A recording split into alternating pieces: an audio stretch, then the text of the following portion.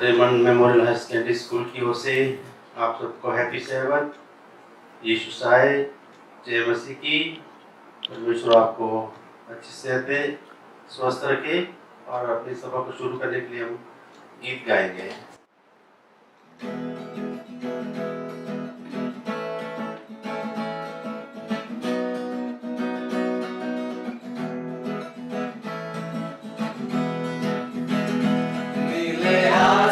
के पार जाएंगे, मेरा यीशु रहता वहाँ।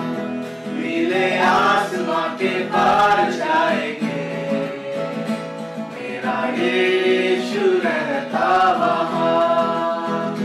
हम मिलेंगे बादलों पर, हम मिलेंगे बादलों पर। सारा जहां नीले आसमां के पार जाएंगे, मेरा यीशु रहता वहाँ।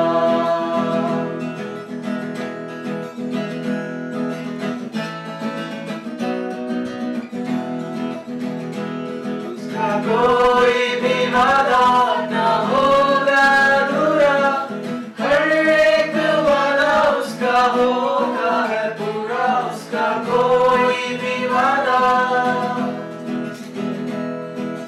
आने का वादा नहीं होगा पूरा, देखेगा सारा जहां। नीले आसमां के पार जाएंगे, मेरा यीशु रहता वहाँ। नीले आसमां के पार जाएंगे, मेरा यीशु रहता वहाँ।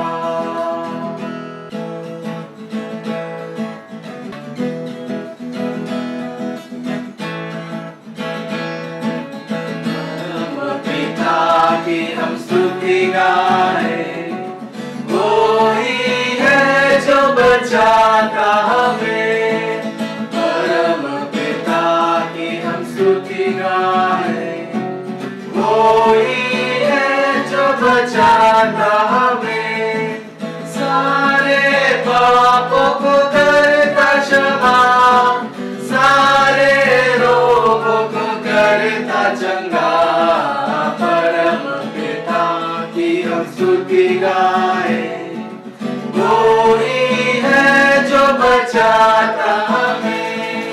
धन्यवाद दे उसके आसनों में, आनंद से आए उसके चरणों में।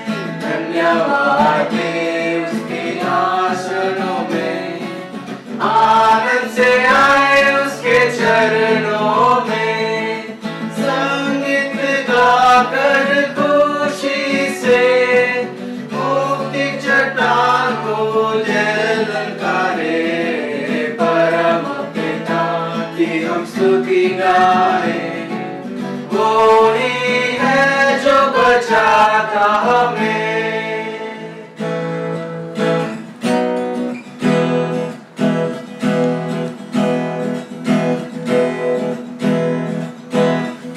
की होवे सना हमेशा, रब की होवे सना, रब की होवे सना हमेशा, रब की होवे सना।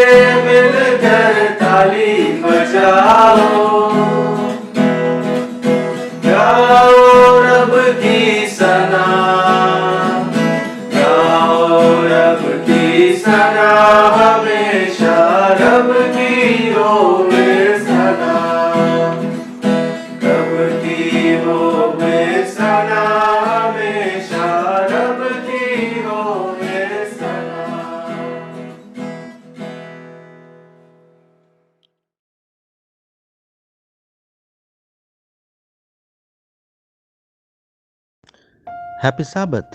आज का मिशन समाचार लिब्रावाल के गबॉन शहर से आता है। यह कहानी एगी नामक युवक की है जो बहुत ही गुस्से वाला था, लेकिन उसने यीशु को अपनाकर अपने जीवन में कैसे परिवर्तन लाया। एक दिन फ्रेंच और फिजिक्स क्लास के अंतराल में इमैनुअल एगी को चिढ़ाता है। इमैनुअल जानता था कि एगी जल्द गुस्से होने वाला लड़का है और इमैनुअल एगी को कुछ बुरा भला कहता है। यह सुनकर एगी क्रोधित हो जाता है और इमैनुअल को गाल पे थप्पड़ मार देता है। इमैनुअल भी इसका जवाब देते हुए एगी को मारता है और दोनों आपस में झगड़ने लगते हैं। उन दोनों को लड़ते देख क्लास के अन्य बच्चे तमाशा देखने लगते हैं। इस बीच एक शिक्षक वहां आकर उन्हें रोकता है और पूछता है कि तुम दोनों क्यों लड़ रहे हो। वो दोनों एक दूसरे की शिकायत करते हैं। शिक्षक कहता है कि ऐसा झगड़ा तो जानवर लड़ते हैं और दोनों को एक दूसरे से माफी मांगने के लिए कहते हैं। फिर दोनों को सजा के रूप में अकेले 2 घंटे के लिए शांत बैठा देते हैं। कुछ देर बाद एगी इमैनुअल से कहता है, तुम मुझे क्यों चिढ़ा रहे थे? इमैनुअल कहता है, मैं तो मजाक कर रहा था। एगी सोचता है कि काश वो अपने गुस्से को काबू में रख पाता। इस घटने के कुछ दिन बाद छुट्टियों में एगी के दादा उसे कैंप में भाग लेने के लिए उत्साहित करते हैं और एगी के बाइबल शिक्षक भी कैंप में शामिल होते हैं। वहाँ कैंप में भोर और शाम वर्शिप होता है और कैंप के अंतिम दिन में बाइबल शिक्षक पूछते हैं कि क्या कोई यीशु को अपना हृदय देना चाहता है। बाइबल शिक्षक बताते हैं यीशु मसीह बच्चों को कितना प्रेम करता है। वह प्रेमी है और दयालु भी, बुरे बच्चों को बदल देते हैं। एगी पश्चाताप करता है और अकेले प्रभु यीशु से प्रार्थना करता है, हे पिता, मैं अपने हृदय तुम्हें देता हूँ और आपके बताए रास्ते पे चलना चाहता हूँ। एगी कैंप के अंत में बपतिस्मा ले लेता है। एगी के व्यवहार में परिवर्तन देखने को मिलता है और दिन प्रतिदिन वह एहसास करता है कि वो पहले जैसा नहीं रहा। जब स्कूल वापस शुरू हो जाता है, एक दिन इमैनुअल घर से बने केक स्कूल में बेचने लाता है। सभी बच्चे इमैनुअल से केक लेते हैं, लेकिन एगी कहता है कि उसे केक नहीं लेना। इस पर इमैनुअल क्रोधित होकर एगी को थप्पड़ मार देता है, लेकिन एगी उसे कुछ नहीं कहता और वहां से चुपचाप चला जाता है। जी हाँ, एगी अब पहले जैसा नहीं रहा। उसके स्वभाव बदल गए हैं। वह यीशु के बताए रास्ते पे चलता है। हमारे 13वां सबत के दानों के कुछ हिस्सों से एगी के शहर में स्कूल बनने में मदद पहुंचेगा और एगी और इमैनुअल की तरह अन्य बच्चों को भी अच्छी शिक्षा मिलेगी और उन्हें यीशु के बारे में जानने का मौका मिलेगा। धन्यवाद।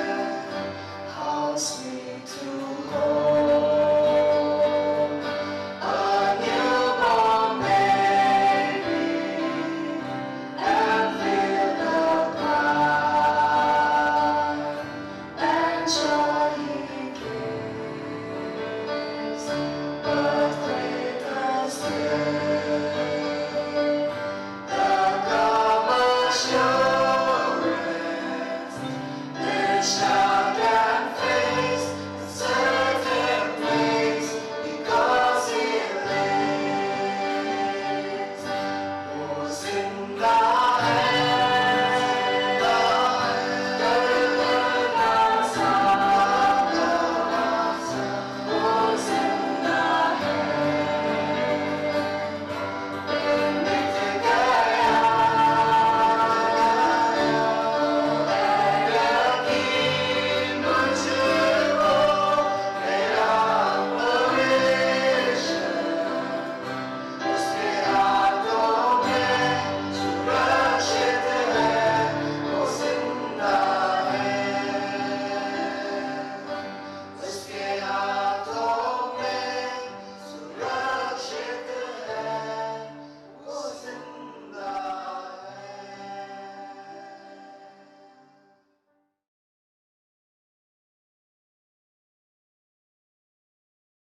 प्रिय दर्शकों, मैं तहे दिल से आपका स्वागत करती हूँ इस सबत स्कूल के अध्ययन में। परमेश्वर ने हमें कितना सुंदर अवसर दिया है कि हम ऑनलाइन सर्विस के द्वारा अपने घरों में बैठकर भी सबत स्कूल के पाठ का अध्ययन कर सकते हैं। मैं हमारे बीच में मेहमान हैं जो हमें आज सबत स्कूल का अध्ययन कराएंगे, उनका भी मैं स्वागत करना चाहती हूँ। पास्टर भारती और पास्टर फ्रैंकलिन, मैं आपका स्वागत करती हूँ। और पास्टर भारती से चाहूँगी कि हम अपने अध्ययन को शुरू करें, वो हमारे सबके लिए प्रार्थना करें। आइए प्रार्थना करें। ज़मीन और आसमान के बनाने वाले परमपिता परमेश्वर, हम तेरे शुक्रगुजार हैं कि तूने हमें समय दिया कि हम तेरे पवित्र वचन को खोल सकें। इसलिए परमेश्वर, इस तेरे वचन को खोलने से पहले तेरे पास आते हैं, तुझसे विनती करते हैं कि तू हमें समझ और बुद्धि दे और तेरी पवित्र आत्मा हम तमाम की मदद कर सके कि हम तेरे वचन को अपने जीवन में इस्तेमाल कर सकें और खुदावंद यीशु मसीह के पद चिन्हों पर चल सकें। हम तमाम की अगुवाई कर मसीह यीशु के नाम में मांगते हैं, आमीन। अजीज़ों, आज जिस सबत पाठ का हम अध्ययन करने जा रहे हैं उसका शीर्षक है यीशु की तरह सेवा करना। जब हम देखते हैं यीशु मसीह जब इस दुनिया में थे, उन्होंने सेवकाई करी, तो किस तरह सेवकाई करी और उससे हम लोगों को क्या शिक्षा मिलती है, ये हम आज के लेसन में सीखेंगे। इससे पहले कि हम अध्ययन में चलें, मैं चाहूँगी कि आज का याद वचन हम लोग पढ़ लें, जो कि मत्ती की पुस्तक उसके 9वें अध्याय के 36 पद से लिया गया है, जिसमें इस तरह से लिखा है, जब उसने भीड़ को देखा तो उसको लोगों पर तरस आया, क्योंकि वे उन भेड़ों के समान जिसका कोई रखवाला न हो, व्याकुल और भटके हुए से थे। प्रभु परमेश्वर के कलाम के पढ़े जाने पर और सुने जाने पर आशीष हो। अजीज़ों, मैं आपको बताना चाहती हूँ कि यीशु मसीह ने जब अपनी सेवकाई शुरू करी और जब वो लोगों के बीच में गए तो उन्होंने देखा कि लोग जो है, भीड़ जो है वो व्याकुल थी, परेशान थी, और वो उनके बीच में गए, उनसे बातचीत की, उनसे मिले जुले। सबसे पहले उन्होंने उनके साथ संबंध बनाए, मिले, और फिर जो है हम पाते हैं कि उन्होंने उनको पर तरस खाया, उनको व्याकुल हुए। वो कितने व्याकुल लोग थे, पर भटके हुए थे, और उनके परेशानियों को देखकर वो भी दुखी हुए, और उन्होंने उनके साथ सहानुभूति दिखाई, और जो तत्कालीन उनकी परेशानियां थीं उनको उन्होंने उनसे चंगाई दी। हम पाते हैं कि उनको शारीरिक तारों से उन्होंने चंगाई दी, मानसिक तौर से हम पाते हैं कि बहुत सी दुष्ट आत्माओं से वो लोग कोई जकड़े हुए थे, जिसको उन्होंने स्वतंत्रता दी। और फिर हम पाते हैं कि भावात्मक इस पहलू को भी यीशु मसीह ने नहीं छोड़ा। ल्यूक की इंजील उसके 7वें के 11वां और 11 से लेकर 7वें पद में एक छोटी सी मैं आपको उदाहरण देना चाहती हूँ कि एक स्त्री थी जिसका पुत्र गुजर गया था, और वो लोग जो है उसको लेकर जा रहे थे दफनाने के लिए, और यीशु मसीह इस शहर के अंदर घुस रहे थे। वो स्त्री जो है, जो विडो थी, विधवा थी, और उसका इकलौता पुत्र गुजर गया था, और वो जो है रो रही थी। तो यीशु मसीह ने उसको कहा मत रो, और उन्होंने जो है उस बेटे की डेड बॉडी थी उसको उन्होंने छुआ और उसको चंगाई दी, और हम पाते हैं कि वो जीवित हो गया, वो उसका पुत्र। और अजीज़ों, आप समझ सकते हैं कि कितनी खुशी उस औरत को हुई होगी जिसका पुत्र चंगा हो गया था। हम इस तरह से पाते हैं कि कई पहलुओं को यीशु मसीह ने छुआ और इस तरह से उनको सहानुभूति दिखाई और उनकी जो है विश्वास को उन्होंने पाया और वह विश्वास को पाने जब पा लिया उन्होंने, तब जो है उन्होंने आत्मिक बातों का वर्णन उनको किया, परमेश्वर का स्वराज्य के बारे में, जो उनका अनंत जीवन है उसके बारे में उनको सिखाया और भीड़ जो है उसने उनको सुना, ग्रहण किया और उनके जीवन में बदलाव आया। इसी तरह से यीशु मसीह की सेवकाई के बारे में और विस्तार से हम जानेंगे। हमारे बीच में पास्टर फ्रैंकलिन, पास्टर भारती से हम दरख्वास्त करेंगे कि वो हमें इस बात में और अपने विचारों को प्रदान करें। इससे मैं चाहूँगी कि पास्टर फ्रैंकलिन से जानना चाहूँगी, रविवार का जो हमारा पर्चा है उसमें यीशु मसीह ने अपनी बातों को समझाने के लिए दृष्टांतों और प्रतीकों का सहारा लिया। क्या वजह थी कि उन्होंने लोगों को समझाने के लिए प्रतीकों और दृष्टांतों का सहारा लिया? मैडम, आपके माध्यम से मैं समस्त श्रोताओं को ये बताना चाहता हूँ कि जब यीशु मसीह इस दुनिया में थे, एक बहुत बड़ी भीड़ यीशु मसीह के साथ चला करती थी। इसमें गरीब हुआ करते थे, अमीर हुआ करते थे, शिक्षित हुआ करते थे, अशिक्षित हुआ करते थे और ऐसे बहुत सारे भी होते थे जो शास्त्रीय हैं, फरीसी हैं, सदूसी हैं, जो व्यवस्था का बहुत ज़्यादा जो है वो ज्ञान रखते हैं। और हम यहाँ पर देखते हैं कि बड़ी भीड़ के साथ जो है यीशु मसीह, जैसे कि आपने बताया, बड़ा ही तरस खाने वाला प्रभु परमेश्वर था। वो अक्सर जो है उन लोगों की बहुत ज़्यादा परवाह जो है वो किया करता था। और हम यहाँ पर देखते हैं कि वो उनके साथ उठता, बैठता, चलता, फिरता और यहाँ तक कि मैडम उनके साथ वो भोजन भी किया करता था। यीशु मसीह के साथ वे लोग भी थे, जैसे मैंने आपको जो है शास्त्री हैं, फरीसी हैं, सदूकी हैं और वो जो व्यवस्था का बहुत ज्ञान रखते, और उनको ये बातें बिल्कुल भी अच्छी नहीं लगती। वो सोचते थे कि भाई यीशु मसीह सिर्फ हमारे साथ ही रहें, हमारी ही सुने, क्योंकि हमारे पास तो व्यवस्था का पूरा जो है वो ज्ञान है। और यीशु मसीह को ये समझने में ज़्यादा देर नहीं लगी। और हम इसीलिए यहाँ पर देखते हैं कि अगर मत्ती उसके 9वें अध्याय के अगर 13वें पद में जाएं तो वहाँ पर यीशु मसीह कहता है कि मैं धर्मियों को नहीं परंतु पापियों को बुलाने के लिए आया हूँ। कहने का मतलब यहाँ पर ये यीशु मसीह का पूरा ध्यान जो है सिर्फ उन गरीब तबके के लोगों पर था और उन पर जो है वो बड़ा तरस जो है वो खाया करता था। इसको और भी बेहतरीन तरीके से समझने के लिए हम अगर मत्ती की पुस्तक उसके 5वें अध्याय में 13वें और 14वें पद में हम जो है वो जाते हैं। यहाँ पर ऐसे दो उदाहरण हैं, एक तो जो है नमक का उदाहरण है और एक जो है वो ज्योति का उदाहरण है। जब हम नमक की बात करते हैं, अगर हम प्राचीन काल में जाएं तो नमक जो है एक उन तमाम संसाधनों में जो है एक प्रमुख माना जाता था। न सिर्फ ये खाने को प्रिजर्व करता था, सुरक्षित रखता था, पर उसके साथ ही साथ उस प्राचीन जमाने में अगर किसी के पास ज़्यादा नमक होता था तो वो धनी व्यक्ति जो है वो कहलाता था और वो धन का प्रतीक भी था। और रोमी सल्तनत जो है इसको अपने मुद्रा के तौर पे भी क्या करती थी, वो इसका इस्तेमाल करती थी। और आज के परिवेश में हम देखते हैं कि अगर अपने भोजन को स्वादिष्ट बनाना है, नमकीन बनाना है, तो हम नमक का जो है वो उपयोग करते हैं। उसी प्रकार से यीशु मसीह चाहते हैं कि हम जो है जहाँ भी आते हैं, जाते हैं, उठते बैठते हैं, उस संगति में हम क्या करें, अपना इतना प्रभाव डालें जिससे कि वो लोग हमें क्या कर सके, ग्रहण कर सके और हमारे साथ जो है वो प्रभु यीशु मसीह के राह पर जो है वो चल सके। हम ज्योति की बात करते हैं। कहने का मतलब यहाँ पर है, प्रभु यीशु मसीह ने कहा कि जगत की ज्योति जो है वो मैं हूँ। और जब ज्योति की बात करते हैं तो क्या होता है, जहाँ पर ज्योति होती है अब वहां पर अंधकार जो है वो नहीं हो सकता। और इसलिए यीशु मसीह इसके माध्यम से हमें ये भी समझाना चाहते हैं कि जहां कहीं भी हम आए जाएं, उठे बैठे जो हैं, हम एक ऐसा प्रकाश वहां के लोगों के सामने रखें। हम जब समुद्र की बात करते हैं तो समुद्र के किनारे एक बहुत बड़ा लाइट हाउस होता है और हम देखते हैं कि जो पानी जहाज जो है बहुत दूर होती है, उनको पता नहीं लगता कि किनारा कहां पर है और वो क्या करते हैं, उस लाइट हाउस को देखकर समझ जाते कि अब किनारा जो है वो आने वाला है। उसी प्रकार से आज के समय में तो नहीं, पुराने जमाने में अगर हम जाएं तो हमारे घरों में इस प्रकार की इलेक्ट्रिसिटी नहीं हुआ करती थी, दिए हुआ करते थे और हम अंधेरे को दूर करने के लिए दिए को ऊपर रखा करते थे जिससे कि हमारा कमरा जो है वो प्रकाशमान हो जाए। कहने का तात्पर्य यहां पर यह है, प्रभु यीशु मसीह नमक के द्वारा और ज्योति के द्वारा ये बताना चाहते हैं कि जैसे कि नमक जो है हमारे भोजन को स्वादिष्ट करता है, वैसे हमारी संगति जो है, जब हम लोगों के साथ उठते बैठते हैं, हम उनको क्या कर सकते हैं, एक बेहतरीन व्यक्ति जो है बना सकते हैं, बेहतरीन समाज बना सकते हैं। उसी के साथ साथ जो ज्योति है, यीशु मसीह ने कहा कि जगत की ज्योति मैं हूं। और अब हम जो है जब हम लोगों के साथ उठते बैठते चलते फिरते हैं, हम उनके सामने एक ऐसा प्रकाश छोड़ें जिससे कि सचमुच में जो है वे लोग भी परमेश्वर के उस सत्य को जो है, उस ज्योति को जो स्वयं यीशु मसीह है, उसको जो है वो जान सकें।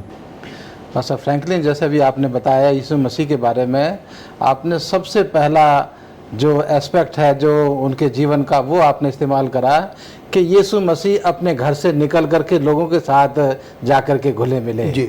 और ये यीशु मसीह के जीवन का पहला उदाहरण है और पहला एक तरीका है कि हमें किस तरह से लोगों के साथ हमें जा कर के मिलना है और उसके बाद ही हम परमेश्वर का वचन उनके साथ बांट सकते हैं, उनकी मदद कर सकते हैं। घर बैठे कुछ नहीं हो सकता। बिल्कुल से। और हमारा रवैया उनके साथ कैसा है, जी कैसे, तभी हम उनको प्रभावित कर सकते हैं अपने व्यवहार के द्वारा। थैंक यू पास्टर भारतीय, पास्टर फ्रैंकलिन। आइए हम अपने सोमवार के परिचय में चलते हैं। पास्टर भारतीय, आपके लिए आपसे मैं जानना चाहूँगी कि लोगों के प्रति यीशु का व्यवहार के बारे में हम सीख रहे हैं कि यीशु मसीह का व्यवहार अपने लोगों के साथ कैसा था। तो यीशु मसीह ने जो अपनी सेवकाई शुरू करी तो उनका जो व्यवहार लोगों के साथ जो वो मिले जुले तो कैसा था? ये हम दूसरे विषय पर आते हैं। यहाँ पर यीशु मसीह के जीवन से दूसरा उदाहरण जो है हम लेने की यहाँ पर कोशिश कर रहे हैं कि यीशु मसीह अपने घर से बाहर निकल कर के लोगों के बीच में हैं, लोगों से मिलजुल रहे हैं। और अब हम यहाँ पर पहुँचे हैं कि यीशु मसीह की बातचीत करने का तरीका कैसा है, लोगों के साथ जो है वो किस तरह का व्यवहार कर रहे हैं। और यहाँ बाइबल हमें बताती है कि यीशु मसीह जब लोगों के साथ बातचीत कर रहे हैं तो उनका लहजा, उनके बातचीत करने का तरीका बहुत प्यार भरा हुआ है जी। बहुत अनुग्रह और प्यार के साथ वो लोगों के साथ पेश आ रहे हैं और बहुत ही हलीमी के साथ वो लोगों के साथ बातचीत कर रहे हैं। और यही जो है हम यहाँ पर पाते हैं कि मत्ती की किताब उसके 8 अध्याय की 5 आयत में भी लिखा है और मरकुस 12 अध्याय 34 आयत में कि उनकी मुलाकात दो लोगों से जो है जब होती है तो यहाँ पर उदाहरण दिया गया है, एक रोमी सूबेदार का और दूसरा यहूदी एक शास्त्री का, कि उनके साथ जब वो बातचीत करते हैं तो बातचीत में करते उनको ऐसा जवाब देते हैं कि उनके दिल को सुन करके बहुत खुश होते हैं। वो जब वो रोमी सूबेदार को जवाब देते हैं तो वो कहते हैं कि मैंने ऐसा विश्वास पूरे इजराइल देश में नहीं पाया, जबकि ये रोम का रहने वाला था। और वो इस उदाहरण को इस जवाब को सुन करके उसका दिल कितना खुश हुआ होगा कि कितनी बड़ी अहमियत वो मुझे दे रहे हैं कि पूरे इजराइल में उनको ऐसा विश्वास नहीं मिला जैसा उस रोमी सूबेदार का है। तो उसका दिल जो है वो गदगद हो जाता है। और दूसरा जो है वो यहूदी उस शास्त्री को वो जवाब देते हैं कि तू जो है परमेश्वर की अनंत जीवन से, उसकी बादशाह से बहुत नजदीक है जी। तो उसको भी सुनकर के खुशी होती है कि भाई मेरा सफर जो है वो अनंत जीवन की तरफ, यीशु मसीह के बादशाह की तरफ मैं बढ़ रहा हूँ और थोड़ी सी दूर पर ही हूँ। तो उसको सुन करके भी खुश होता है। तो यीशु मसीह के बातचीत करने का तरीका ऐसा था कि लोगों को वो बहुत अच्छा लगता था बातचीत करने का तरीका। उनका जीवन, उनका मन जो था सुन करके खुश होते थे और उनकी बातचीत से उनके जीवन पर प्रभाव पड़ता था। तो यहाँ जो हम पाते हैं कि यीशु मसीह लोगों में अच्छाई ढूंढने की कोशिश कर रहे थे, बुराई नहीं। यीशु मसीह जो है जब लोगों के बीच में है तो उनके जीवन से वो अच्छाई ढूंढने की कोशिश कर रहे हैं और अच्छाई में वो उनको और आगे बढ़ाना चाहते हैं। तो यहाँ जो है हम यही पाते हैं कि यीशु मसीह वो दूसरों को निराशा भरे शब्द नहीं बल्कि उत्साह भरे शब्द, उम्मीद भरे हुए शब्द और लोगों को हिम्मत अफजाई के शब्द, लोगों को जो है खुशी के शब्द वो वहाँ पर इस्तेमाल कर रहे हैं और लोग उनको सुन करके जो है वो बहुत खुश हो रहे हैं और वो जो है यीशु मसीह के साथ चलना चाहते हैं। तो ये था यीशु मसीह का लोगों के साथ बातचीत करने का तरीका और उससे उनके जीवन पर प्रभाव पड़ा। पास्टर भारती, आपने बहुत ही अच्छे तरीके से समझाया है। हम यहाँ पर देखते हैं कि बहुत ही अहम बात, प्रभु यीशु मसीह जब लोगों से मिलते थे तो उनकी बड़ी परवाह करते थे और हम देखते हैं बहुत अच्छी बात जो है और यही बात हमें भी सिखाता है कि हम भी क्या करें, दूसरों की जो है वो परवाह करें। और उनको आदर भी दिया, जब उनसे बातचीत करी तो पूरे आदर सम्मान के साथ उनसे बातचीत करी, तो इससे लोगों को जो है उत्साह बढ़ता है। जी, आइए हम अपने मंगलवार के परिचय में चलते हैं। जिसमें यीशु मसीह की सेवकाई से सीखते हुए पास्टर फ्रैंकल, आपसे मैं चाहूँगी कि आप हमारे दर्शकों को बताएं कि आज हमारी कलीसियाएं क्या क्या कर सकती हैं, उनकी सेवकाई से क्या सीख सकती हैं और क्या सिखा सकती हैं लोगों को। अभी जैसा हमने सीखा कि यीशु मसीह जो है वो अपने लोगों के साथ मिलते हैं और उसके बाद यीशु मसीह जो है अपनी सेवकाई को जो है वो शुरू करते हैं। जब यीशु मसीह इस दुनिया में थे तो हम देखते हैं कि जैसे मैंने पहले भी बताया कि बड़ी भीड़ यीशु मसीह के पीछे वो चला करती थी और वे न सिर्फ शारीरिक तौर से, मानसिक तौर से, आध्यात्मिक तौर से, भावनात्मक तौर से ही वो जो है जुड़े रहते थे। पर हम यहाँ पर देखते हैं कि उनमें से ऐसे भी जो लोग थे जो नाना प्रकार की जो बीमारियों से ग्रसित हुआ करते थे, व्यक्तिगत रूप से, पारिवारिक रूप से तकलीफ या परेशानी में हुआ करते थे, और वो भी क्या करते थे, यीशु मसीह के पास आते थे। और हम देखते हैं कि पूरे नए नियम में आप जाएं, जब जब भी लोग यीशु मसीह के पास आए, यीशु मसीह ने कभी किसी को जो है वो निराश नहीं किया। उनकी बात बड़ी ही वो आराम से सुनते थे, जिस किसी विषय को वो लेकर आते थे उनका जो है वो निराकरण जो है वो करते थे। और हम यहाँ पर देखते हैं, इसी बात को ध्यान में रखते हुए दो ऐसे उदाहरण हैं जो कि मत्ती उसका 9वां अध्याय और उसके 1 आयत से लेकर 7 आयत तक हम पाते हैं। उसके बाद मरकुस उसका 5वां अध्याय 25 से लेकर 34वीं आयत में हम जो है वो पाते हैं। जो पहला उदाहरण है, एक लकवाग्रस्त व्यक्ति है। लोग लकवे मारे को जो है यीशु मसीह के पास लेकर आते हैं और हम यहाँ पर देखते हैं कि यीशु मसीह जो है उसको क्या कर देते हैं, चंगा कर देते हैं, और वो व्यक्ति जो है दूसरों के लिए एक बहुत बड़ी गवाही का कारण बन जाता है। उसके बाद हम देखते हैं कि मरकुस उसके 5वें अध्याय में 25 से लेकर 34वें आयत तक एक ऐसी स्त्री है जो कि 12 साल से जिसको कि लहू बहने की जो वो बीमारी है, और हम देखते हैं कि वो कई बार यीशु मसीह से मिलना चाहती। यीशु मसीह से मिलने से पहले जो है ना जाने जो कुछ भी उसके पास पैसा, धन, संपत्ति थी, वैद्यों के पास, डॉक्टर्स के पास, उन लोगों के पास जहां जहां भी वो जा सकती थी, उसने सब कुछ अपना जो है वो गंवा दिया या खर्चा कर दिया। और हम देखते हैं कि एक बार उसको ये पता लगता है कि यीशु मसीह उसी रास्ते से गुजरने वाले हैं, और वो क्या होती है कि यीशु मसीह से मिलने के लिए जो है वो आगे को निकल जाती है। वो ये भी जानती है कि इतनी बड़ी भीड़ है और मैं यीशु मसीह को क्या है कि वो पास नहीं जा पाऊंगी, मैं से जो है वो नहीं मिल पाऊंगी। और उसका इतना विश्वास था कि अगर मैं यीशु मसीह के वस्त्र को छू लूंगी मैं जो है वो चंगी हो जाऊंगी। और कहानी बताती है कि किस प्रकार से वो यीशु मसीह तक पहुंच जाती है और उसके वस्त्र को छू लेती है, और हम देखते हैं कि तुरंत जो है यीशु मसीह कहते हैं कि भाई मेरे अंदर में से वो सामर्थ्य जो है वो निकली है। और जो शिष्य हैं, हम बाइबल में पाते हैं कि बड़े आश्चर्यचकित हो जाते हैं। वो कहते हैं कि भाई यीशु मसीह आप क्या कह रहे हैं, इतनी बड़ी भीड़ आपके ऊपर तो उमड़ी पड़ रही है और आप कहते हैं कि मुझे किसी ने छुआ है, मेरे अंदर में से सामर्थ जो है वो निकली है। पर यीशु मसीह को पता था कि एक सामर्थ जो है वो निकली है, और किसी ऐसे व्यक्ति को उसने क्या किया, वो चंगा किया। कुछ देर के बाद जो है ये पता लग जाता है कि इस स्त्री ने जो है वो यीशु मसीह को जो है वो छुआ था। और हम देखते हैं कि जब वो स्त्री को उसके पास लाया जाता है और वो कहती कि मैं बड़ी डरी थी, घबराई हुई थी, मैं आप तक नहीं पहुंच सकती थी, पर मेरा विश्वास था कि अगर मैं आपको छू लूंगी तो मैं जो है वो चंगी हो जाऊंगी। और हम देखते हैं कि कहानी बताती है कि प्रभु यीशु मसीह ने कहा कि तू क्या कर, अब इसके बाद तू स्वस्थ हो, तू खुश हो जा, और उसके बाद तू कभी भी बीमार जो है वो नहीं होगी। कहने का तात्पर्य, जैसे अब आपने बताया कि आज के समय में हम कलीसिया, एज ए कलीसिया कौन है, हम चर्च, हम है, हम लोगों के लिए, समाज के लिए जो है वो क्या कर सकते हैं। जितना यीशु मसीह ने किया है, यीशु मसीह ने हमें सब कुछ उदाहरण के तौर पर करके बताया।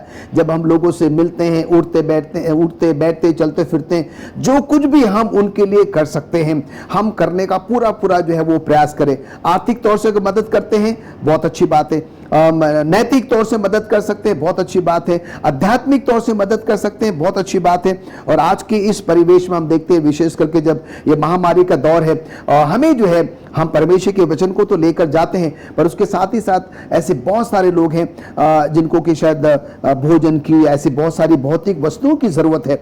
अगर मैं और आप इतने सक्षम हैं, हमें सचमुच में आगे आना चाहिए और ऐसे लोगों की जो है मदद करना चाहिए। क्यों? क्योंकि यीशु मसीह ने हमें ये सब कुछ जो है पास्टर भारती करके बताया है। या बिल्कुल, आपने बहुत अच्छा बताया। लेकिन एक चीज़ मैं आपको बताना चाहता हूँ अपने दर्शकों को, कि हम आज यीशु मसीह के जीवन के बारे में सीख रहे हैं कि यीशु मसीह ने किस तरह से सेवकाई की। तो हमें ज़रूरत है कि जो जिस तरह से सेवकाई यीशु मसीह ने की, हम उन्हीं पद चिन्हों पर चल करके उसकी सेवकाई को जो है वो आगे बढ़ाएं, जारी रखें। जी पास्टर, हम एक बहुत अच्छी अहम बात देखते हैं कि उन्होंने भेदभाव नहीं किया। जब भीड़ और लोग उनके जी हाँ। पता है, किसी में कोई भेदभाव भेदभाव नहीं, छुआछूत नहीं करा। और जैसा कि कभी आज हम लोग देखते हैं देखा कि है। लोगों में जी। फ़र्क करते हैं लोग, जी। तो वो चीज़ उनकी सेवकाई में नहीं बिल्कुल, थी और उस समय बहुत सीखने को मिलता है। आइए हम बुधवार के अध्ययन में चलते हैं और मैं पास्टर भारती से जानना चाहूँगी, इसमें मरकुस के पहले अध्याय में उसके 32 से 37 पद में एक वृतांत हमें बताया गया है, देखने को मिलता है कि दूसरे दिन यीशु जब चंगाई पाने बहुत सी भीड़ जो है उनके पास आई थी पहले दिन भी, मगर दूसरे दिन जब वो भीड़ आई तो यीशु मसीह ने जो है उनको चंगा नहीं किया और वो चले गए। तो इसका क्या कारण है कि वो दूसरे दिन में जो है उन्होंने भीड़ वो जो लोगों को चंगाई नहीं दी? आपने बिल्कुल सही बताया कि यह मरकुस की किताब उसके पहले अध्याय में ये दिया गया है, घटना दी गई है कि यीशु मसीह जो हैं वो आराधना से निकल करके याकूब और यूहन्ना के साथ, शमौन और अंद्रियास के साथ वो आते हैं और वहाँ जो है वो एक घर में जो है रुकते हैं और समय के शाम के समय बहुत से बीमार लोग जो हैं वो उनके पास आते हैं और उनको वो चंगाई देते हैं और चंगाई पाकर के लोग जो है वो चले जाते हैं। शाम हो जाती है, रात हो जाती है, यीशु मसीह से उस घर में आराम करते हैं। लेकिन ये लोग जो चंगाई प्राप्त करके गए थे वो जाकर के अपने पड़ोसियों को बताते हैं कि देखो उस घर में जो है एक व्यक्ति है जिसका नाम यीशु मसीह है और उसने हमें ये चंगाई दी है। तो दूसरे दिन जब सुबह होती है तो सारे लोग जो है जिनको उनको बताया गया था वो उठ करके जो है उस घर के चारों तरफ आते हैं। लेकिन यीशु मसीह जो है इससे पहले कि सुबह हो वो भोर होते ही उस घर से उठ करके वो चले जाते हैं दूर प्रार्थना करने के लिए। और उसके चेले जो हैं जब सुबह होती है खड़े होते हैं, जागते हैं तो देखते हैं कि कितनी बड़ी भीड़ जो है वो वहाँ पर जमा हो गई है। और यीशु मसीह के चेले जाकर के उसको ढूंढते हैं और पाते हैं कि वो जो है प्रार्थना करने के लिए जो है वो एकांत की जगह में गया है और वहां जाकर के उसको बताते हैं कि हे प्रभु, तुझे बहुत से लोग जो है वो ढूंढ रहे हैं, बहुत से लोग तुझे ढूंढ रहे हैं। तो यीशु मसीह का जवाब जो है यहाँ पर मैं पढ़ना चाहूंगा। पहला अध्याय मरकुस की किताब उसके 38 में लिखा है, उसने उनसे कहा, आओ हम और कहीं आसपास की बस्तियों में जाएं कि मैं वहां भी प्रचार करूं, क्योंकि मैं इसीलिए निकला हूं। यहाँ जो है यीशु मसीह के जीवन का उद्देश्य उसने बताया कि मैं केवल बीमारों को जो है शारीरिक रूप से चंगाई करने के लिए नहीं, बल्कि मैं लोगों को जो है प्रभु का शुभ संदेश देने के लिए आया हूँ। और वो जो है उस जगह वापस ना जा करके वो दूसरी बस्तियों में जहाँ पर लोगों ने यीशु मसीह के शुभ संदेश को नहीं सुना था वहाँ जो है वो चले जाते हैं। क्योंकि लूका की किताब उसके 19 अध्याय की 10 आयत में भी लिखा है कि मैं इस दुनिया में खोए हुओं को ढूंढने और उनको बचाने आया हूँ। ये यीशु मसीह के जीवन का मुख्य उद्देश्य था कि यीशु मसीह इस दुनिया में वो खोए हुओं को ढूंढने और उनको जो है वो उद्धार देने के लिए आए। तो आज हम यीशु मसीह के जीवन से ये सीख सकते हैं और हमारा चर्च भी सीख सकता है, मसीह लोग भी सीख सकते हैं कि यीशु मसीह का मुख्य उद्देश्य है इस दुनिया में लोगों को जो है ढूंढने के लिए और उनका उद्धार करने के लिए वो आया। तो आज चर्च का सबसे मुख्य उद्देश्य भी यही होना चाहिए कि हम खोए हुए को लोगों को ढूंढें जो अंधेरे में होकर के अपना जीवन गुजार रहे हैं, जो इस दुनिया में खो गए हैं, उनको मसीह के पास हम जो है ला सकें और वो भी उद्धार के लिए अपने आप को वो तैयार कर सकें। ये मसीह का जीवन का जो उद्देश्य है जो हमें सीखना है। पास्टर भारती, देखिए यीशु मसीह का काम करने का तरीका बहुत ही फर्क था। जब लोग यीशु मसीह के पास आते तो शारीरिक तौर से उनकी वो देखभाल करता, भौतिक तौर से उनकी देखभाल करता और जैसे आपने अंत में बताया कि वो आध्यात्मिक तौर से भी क्या करता था, वो अपने उपदेश के जिस कारण वो आया था उसको भी वो क्या कर रहा है, वो पूरा कर रहा है। बिल्कुल आपने जो है सही बताया कि यीशु मसीह ने जितने भी चमत्कार किए, जितनी भी चंगाई की, जितनी भी भूत प्रेत करने वालों से छुटकारा दिया, इन सब के पीछे एक मुख्य उद्देश्य था कि वो लोग जो हैं इन सब बीमारियों से छुट करके वो आत्मिक चंगाई प्राप्त करें और अपने जीवन को मसीह यीशु के घर के लिए, अनंत जीवन के लिए तैयार करें। बिल्कुल बिल्कुल। शुक्रिया अदा देती हूँ पास्टर भारती, पास्टर फ्रैंकलिन, आपका भी इतने अच्छे आपने बताया, हमें समझाया। आइए हम गुरुवार के अध्ययन में चलते हैं और जिसमें हम कुछ दृष्टांतों के विषय में हम सीखते हैं। पास्टर फ्रैंकलिन, 3 दृष्टांतों का वर्णन है मत्ती 25 में, परंतु मैं चाहूँगी आप जो 10 कुंवारियों का जो दृष्टांत है उसके विषय में आप हमें समझाएं, हमारे दर्शकों को भी। आपके माध्यम से मैं तमाम दर्शकों को ये बताना चाहता हूँ, इससे पहले कि हम मत्ती 25 में जाएं, मत्ती 24 में जो है वो तमाम घटनाओं के बारे में वर्णन है जो कि यीशु मसीह की दोबारा आने के पहले जो है वो घटेंगी, जिसको कि हम जो है वो बहुत अच्छी तरीके से जो है वो जानते हैं। मत्ती 25 में जो है वो 10 कुंवारियों का वर्णन है और हम यहाँ पर देखते हैं कि अगर थोड़ा गहराई से आप सोचें तो ये दृष्टांत में कुंवारियाँ ही क्यों ली गई है। इसमें वो स्त्रियां जो है वो शादीशुदा नहीं है, तलाकशुदा नहीं है, या कुछ ऐसे गलत काम करने वाली स्त्रियां जो है वो नहीं है।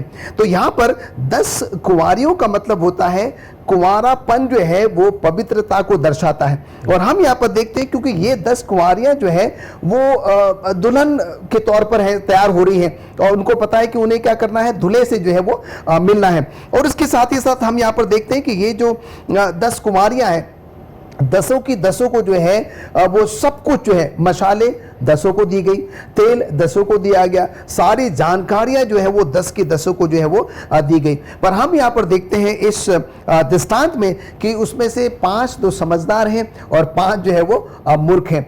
तो यहाँ पर जो है मत्ती 24 के द्वारा प्रभु यीशु मसीह परमेश्वर हमें समझाना चाहते हैं कि कैसे जो है अंत के दिनों में क्या है, हम सबको परमेश्वर का वचन मिला हुआ, पर क्या हम 5 उन मूर्खों के समान हो जाते हैं या फिर हम 5 जो है वो समझदारों के समान जो है वो हो जाते हैं। और हम देखते हैं कि मध्य रात्रि का समय था, हालांकि ये बहुत ही कम ऐसा होता है कि मध्य रात्रि का समय जो है वो चुना जाता है। यहाँ पर परमेश्वर का वचन हमें समझाने की कोशिश कर रहा है कि प्रभु यीशु मसीह कभी भी आ सकते हैं। उन 10 कुंवारियों को जो है सब कुछ तो बताया गया था, पर दूल्हे के आने के बारे में नहीं बताया गया था कि दूल्हा कब आएगा।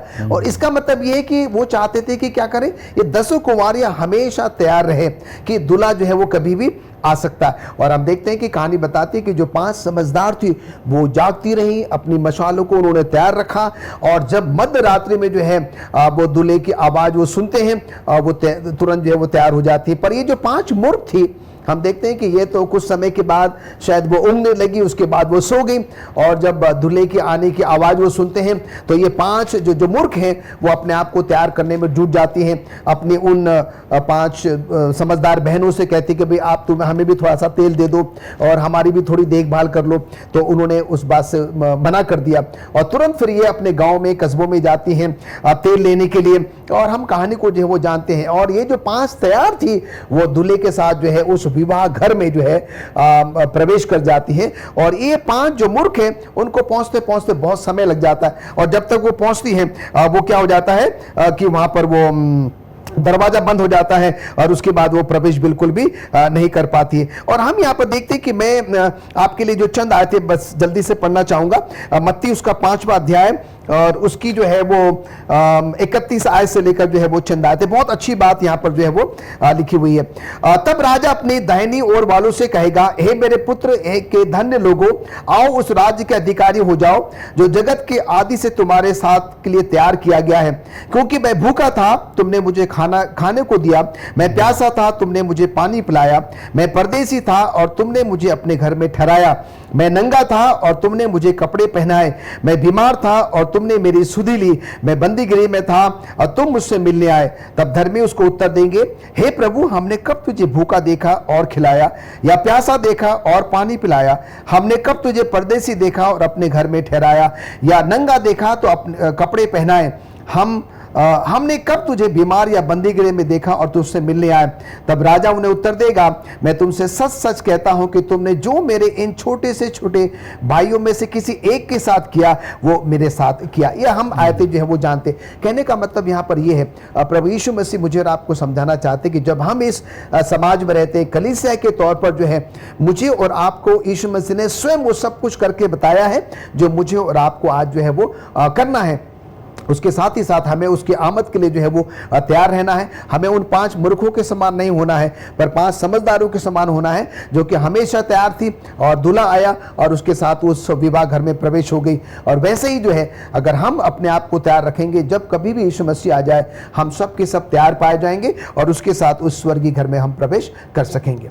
ये बहुत ही अच्छा उदाहरण जो है मत्ती की किताब उसके 25 अध्याय में दिया गया है कि हम तमाम को मसीह यीशु के लिए आने के लिए तैयार है ना, क्योंकि हम में से कोई नहीं जानता जी। और दुनिया का कोई भी व्यक्ति ये नहीं बता सकता कि यीशु मसीह जो है वो उस दिन में आने वाला है। और इस दुनिया का अगर कोई व्यक्ति बताता है तो वो गलत बताता है। बिल्कुल सही है, वो गलती पर है।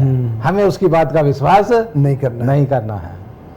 Thank you pastor Franklin, pastor Bharti, इस अच्छे विचारों के लिए। आइए हम अपने शुक्रवार के अध्ययन में चलते हैं और मैं पास्टर भारती से जानना चाहूँगी कि आप बताएं कि निस्वार्थ सेवा के क्या लाभ होते हैं।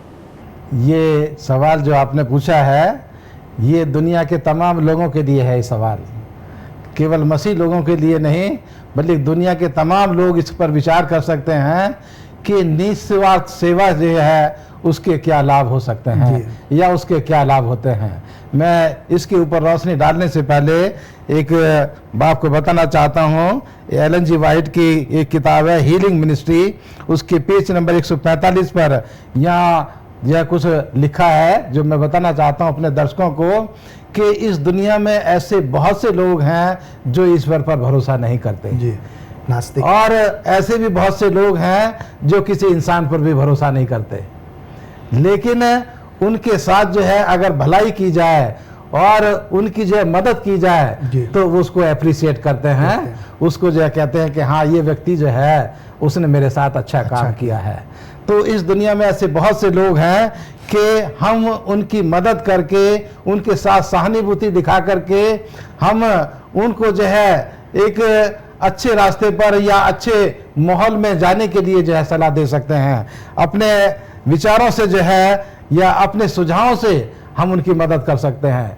जैसे कि मैं उदाहरण के तौर पर बताना चाहता हूं कि ऐसा कोई व्यक्ति अगर आपके पास आता है और आप सड़क के किनारे पर खड़े हैं और आपसे आकर के वो व्यक्ति, क्योंकि आप नहीं जानते वो व्यक्ति कहता है कैसा है, और वो आकर के आपसे पूछता है कि मैं जो हूँ वो उस जगह जाना चाहता हूँ, ये मेरे पास एड्रेस है, क्या आप मुझे बता सकते हैं?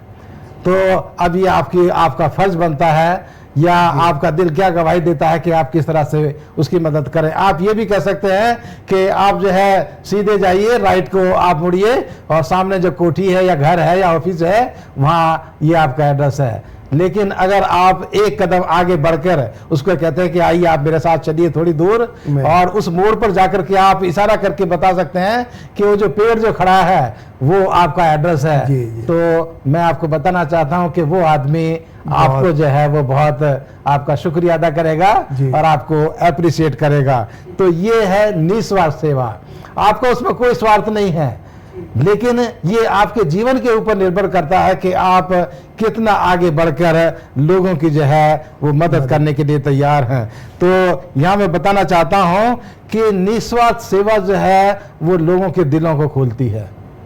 जब आप लोगों के साथ निस्वार्थ होकर के उनकी अगुवाई करते हैं, उनके साथ भलाई करते हैं या उनकी मदद करते हैं, तो उनके दिल में जो है आपके लिए जगह हो जाती है। और दूसरा कि आप ये जो सेवा कर रहे हैं वो किसी भेदभाव के साथ नहीं, बल्कि निष्पक्ष होकर के आप लोगों की मदद कर रहे हैं। तो ये जो है निस्वार्थ सेवा पक्षपात को भी जो है वो खत्म करती है। तीसरी चीज मैं बताना चाहता हूं कि निस्वार्थ सेवा जो है इसके बाद वो लोगों के दिलों को तैयार करती है शुभ संदेश को सुनाने के लिए। जब आप जो हैं आप लोगों की सेवा कर रहे हैं, उनके दिल खुल रहे हैं और लोग आपको देख रहे हैं कि ये व्यक्ति निस्वार्थ होकर के सेवा कर रहा है, तो वो जब आप उनको परमेश्वर का वचन देंगे तो उसको भी सुनने के लिए वो तैयार होंगे। तो निस्वार्थ सेवा एक मसीह जीवन का निचोड़ है कि हमें इस दुनिया में रहते हुए किसी भी भेदभाव के नहीं, बल्कि किसी भी चीज़ को अपने दिमाग में रखते हुए नहीं, हमें लोगों की मदद करनी है और उनके लिए जो है हमें रास्ता तैयार करना है। यीशु मसीह ने तो स्वयं करके सब कुछ दिखाया है। Yes. और हम सबों के लिए बहुत ही अच्छी बात है। जब कभी भी हम किसी के लिए कुछ करना चाहते हैं, परमेश्वर ने हमें इस लायक बनाया है कि हम किसी के लिए कुछ कर सकें। और हम देखते हैं कि बाइबल भी कहती है कि पहुनाई करना जो है वो कदापि ना भूलना। परमेश्वर ने अगर हमें इस लायक बनाया, जो कुछ भी हम लोगों के लिए कर सकते हैं निस्वार्थ जो है। Yes. स्वार्थ में तो अगर हम करें तो उसका कोई लाभ नहीं होगा। निस्वार्थ अगर हम करेंगे तो सचमुच में वो व्यक्ति भी खुश होगा और वो हमें आशीर्वादित करेगा। उसके साथ ही साथ परमेश्वर भी जो है वो बहुत खुश होगा। बहुत अच्छी बात है। Thank you pastor Bharti, pastor Franklin. और ये भी सही है कि जब हम अपनी सुविधाओं में रहते किसी की मदद करते हैं तो उसका कोई इतना वो फ़ायदा नहीं होता, मगर अपनी असुविधा में जाते हुए, अपने आप को कष्ट उठाते हुए जब हम किसी की मदद करते हैं तो उसको भी महसूस होता है और वो हमारी तरफ आकर्षित होता है। तो पास्टर, मैं ये देखती हूँ कि जो है यीशु मसीह की सेवकाई हमारे लिए सबसे बेहतरीन नमूना है जो यीशु मसीह ने सेवकाई की। अजीज़ों, हमें भी अपनी कलीसिया में हम इस सेवकाई के ज़रिए बहुत कुछ सीख सकते हैं कि हमें लोगों से मिलना है, जुलना है, उनसे बहुत प्रेमपूर्ण संबंध बनाने हैं। जब उनसे अच्छे संबंध बनाएंगे, उनके साथ हम सहानुभूति दिखाएंगे, उनकी मदद करेंगे किसी कष्ट के समय, तो वो जो है हमारे नज़दीक आएंगे और उनका हमारा एक अच्छा संबंध बन जाएगा। और फिर जब हमारा एक अच्छा संबंध बन जाएगा तो तब हम उनको परमेश्वर के आत्मिक बातों के विषय में ज्ञान दे सकते हैं जो हमारे को परमेश्वर ने कार्य दिया है। तो यही बातों को मैं रखते हुए, यीशु मसीह की सेवकाई को ध्यान में रखते हुए अपनी कलीसिया को सिखाते रहें, बताते रहें लोगों को, और अपने कार्य जो परमेश्वर ने हम लोगों को दिए हैं आत्मिक उद्धार के, लोगों को सिखाने के और लोगों को परमेश्वर का मित्र बनाने के, वो हम लोग अपने करते रहें। दर्शकों, मैं आप सबको, हम सब आशीष मिले परमेश्वर के द्वारा। और पास्टर भारती, आप पास्टर फ्रैंक, आपका भी मैं धन्यवाद देती हूँ अच्छे विचारों के लिए। और इस लेसन को हम ख़त्म करेंगे और मैं चाहूँगी कि पास्टर फ्रैंकलिन हम सब के लिए प्रार्थना करें। आइए हम प्रार्थना करें। स्वर्गीय पिता परमेश्वर, हम धन्यवाद देते हैं आज के पवित्र शब्द के लिए और आज के अच्छे सबद स्कूल पाठ अध्ययन के लिए। प्रभु, जो कुछ भी आज हमने सीखा है, हमारी मदद करें कि हम सिर्फ उसको सुनने वाले नहीं पर सचमुच में प्रभु अपने जीवनों में उसको उतारने वाले बन सके। प्रभु, आप हमारा सबसे अच्छा नमूना है। आपने हमें वो सब कुछ करके बताया है और आज आप चाहते हैं कि हम अपने लोगों के साथ प्रभु वैसे ही करें जैसा आपने हमको करके बताया। विशेष करके प्रभु, हम आपसे विनती करते हैं कि हमारे द्वारा एक निस्वार्थ सेवा प्रभु टहल की जाए। जो कुछ हमने सेहत में पाया है प्रभु, हम लोगों को सेहत में दे। इस जीवन के लिए प्रभु हम आपका धन्यवाद देते हैं कि आपने हमें इस लायक बनाया है कि हम आपके संदेश को लोगों तक पहुंचा सकते हैं। जिस किसी माध्यम से प्रभु हमारी मदद करें कि हमेशा हम आपके बेटे यीशु मसीह की आमद के लिए तैयार रहें, औरों को भी प्रभु तैयार करें, जिससे कि जब आपका बेटा यीशु मसीह आए वो हम सबों को तैयार पाए और हम सबों को प्रभु अपने साथ उस स्वर्गीय घर में लेकर जा सकें। धन्यवाद देते हैं कि आपने हमारी प्रार्थनाओं को सुना है। प्रभु यीशु मसीह के नाम से मांगते हैं, आमीन। आमीन।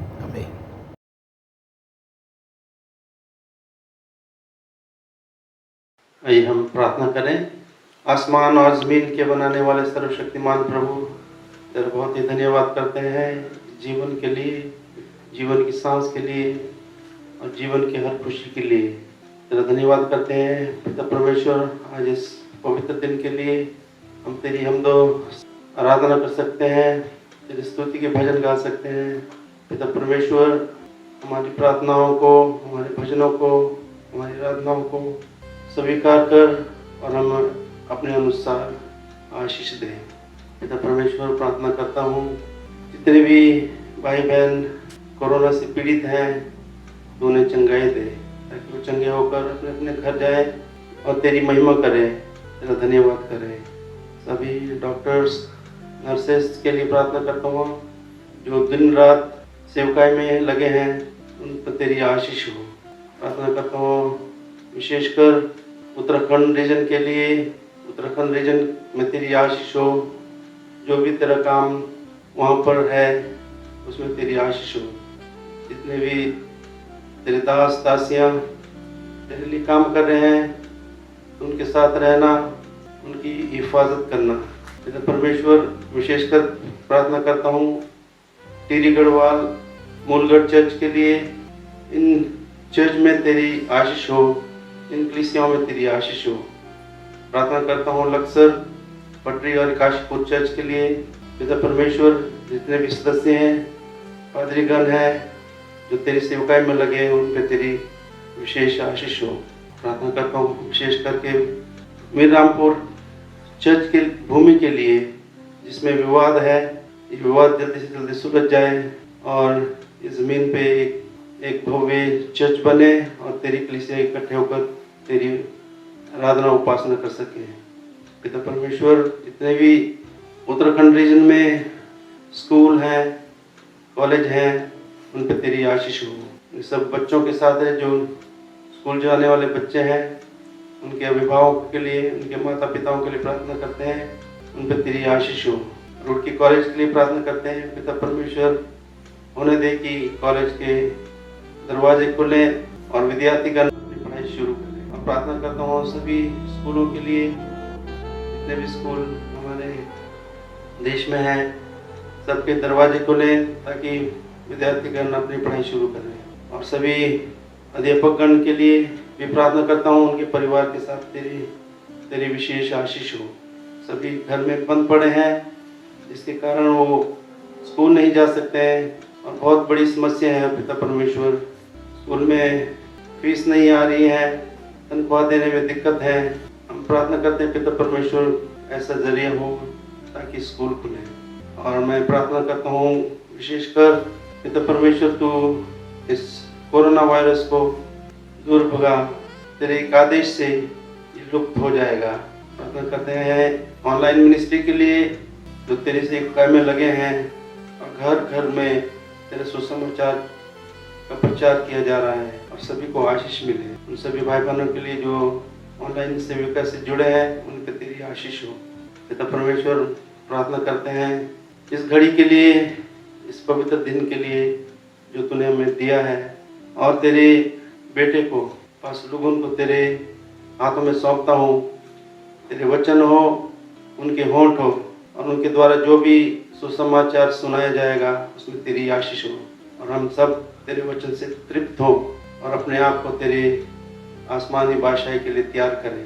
जिस प्रकार तूने हमसे वादा किया है, तू जल्दी आ रहा है, हम सबको अपने साथ ले जाएगा। पिता परमेश्वर, हम पापी हैं, गुनहगार हैं, हमारे पापों को क्षमा करें और तू जानता है हमें किस किस चीज़ों की ज़रूरत है। तो अपनी इच्छा अनुसार हमें आशीष दे। और ये विनती तेरे प्रभु प्यारे यीशु के नाम से मांगता हूँ, सुन और ग्रहण कर। आमीन।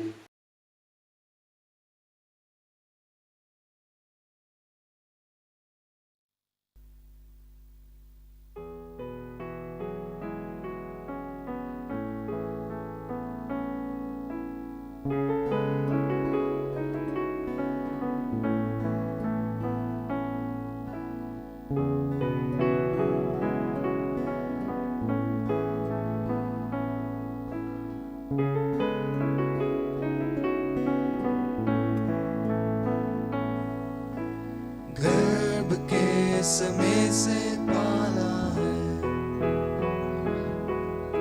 बनाया मुझको अपने रूप में, डाली तूने अपनी रूह है, भर दिया अपने नूर से, माँ के समा तू है, माँ की तरह तू ख्याल रखता है,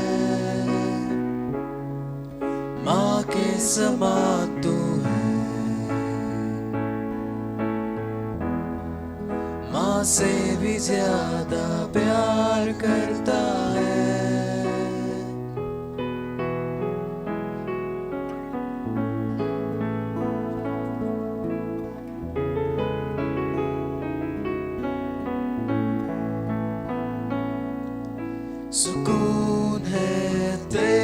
गोदी में, बाहों में तेरे हिफाजत है, पोछे सारे आंसू मेरे, दिल सारे गुम हो गए। माँ के समान तू है, माँ की तरह तू ख्याल रखता है, माँ के समान तू है, माँ से भी ज्यादा प्यार करता है। तूने प्यार किया है मुझसे,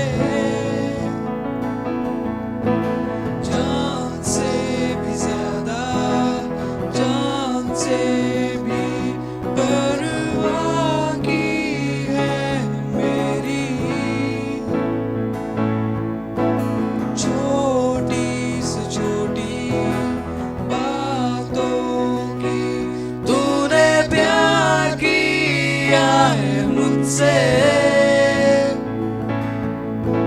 जान से भी ज्यादा, जान से भी परवाह की है मेरी, छोटी से छोटी बातों की तूने प्यार किया है मुझसे,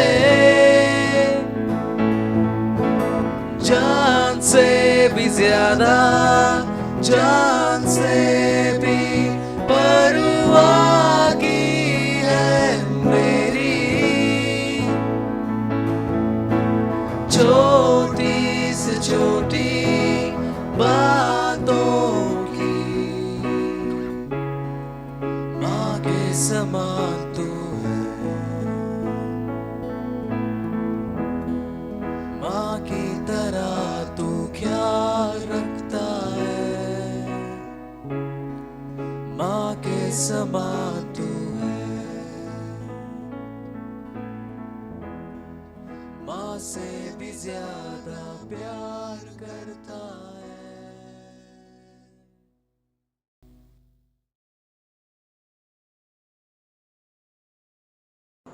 मसीह में मेरे प्रिय मित्रों, भाइयों एवं बहनों, आप सबों को प्रभु यीशु मसीह का नाम में नमस्कार करता हूं।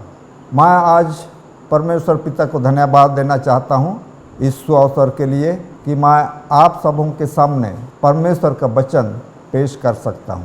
आइए हम लोग छोटी सी दुआ करते हैं। पवित्र पवित्र सेनाओं का यहोवा परमेश्वर, हमारा सृष्टिकर्ता, हमारा उद्धारकर्ता, हम तेरा महिमा करते हैं क्योंकि तू योग्य है। हम धन्यवाद देते हैं तेरे सब आशीषों के लिए, धन्यवाद देते हैं तेरे प्रिय पुत्र यीशु मसीह के लिए, जिन्होंने इस पृथ्वी पर आए और हमारे पापों के निमित्त दुख सहे और क्रूस पर बलिदान हुए, अपना बहुमूल्य लहू बहाए और हम जीवन पाए। तो हमारे साथ हो, जैसे हम वचन पेश करते हैं तेरी अगुवाई हो, सामर्थ हो, ताकि जो वचन पेश करूंगा सुनने वालों के लिए एक आशीष का कारण बन सके, आत्मिक भोजन मिल सके। इस विनती को यीशु मसीह के नाम से मांगते हैं, सुन और ग्रहण कर, आमीन। तो मेरा बोलने का विषय है, बिना लहू बहाए पापों की क्षमा नहीं होती। तो ये इब्रानियों की किताब उसका 9 अध्याय 22 पद में हम लोग पाते हैं। यहाँ इस तरह से कहता है, सच तो यह है कि व्यवस्था के अनुसार प्रायः सब वस्तुएं लहू के द्वारा शुद्ध की जाती है और बिना लहू बहाए पापों की क्षमा नहीं होती। तो यहाँ पर हम लोग पाते हैं व्यवस्था के अनुसार, कौन सी व्यवस्था के बारे में कहा रहा है, तो इसको हम लोग को समझना है। बाइबल में हम लोग बहुत व्यवस्थाओं का चर्चा पाते हैं, लेकिन विशेष करके 2 व्यवस्थाओं के बारे में हम लोग ज़्यादा चर्चा पाते हैं, और वो है नैतिक और राइतिक। नैतिक को इंग्लिश में हम लोग बोलते हैं 10 कमांडमेंट्स या मोरल लॉ, और राइतिक को हम लोग बोलते हैं इंग्लिश में सेरेमोनियल लॉ। तो ये यहाँ पर सेरेमोनियल लॉ है जो कहता है बिना लहू बहाए पापों की क्षमा नहीं होती। तो आइए हम लोग इन दो व्यवस्थाएं हैं, नैतिक और राजनीतिक, इसमें क्या भिन्नताएं हैं उसको हम लोग देखेंगे। सबसे पहले हम लोग देखेंगे नैतिक व्यवस्था। नैतिक व्यवस्था को परमेश्वर ने पत्थर के 2 पट्टियों में अपने उंगलियों से लिखा और राजनीतिक व्यवस्था को मूसा ने व्यवस्था की किताब में लिखा। उसके बाद नैतिक व्यवस्था को मूसा ने संदूक के अंदर रखा। संदूक आप लोग याद करते होंगे, ये महापवित्र स्थान में रखा हुआ था और उस संदूक के अंदर में 3 चीज रखा हुआ था। एक है 10 आज्ञाओं की पट्टियाँ, दूसरा है हारून का छड़ी और तीसरा है मन्ना।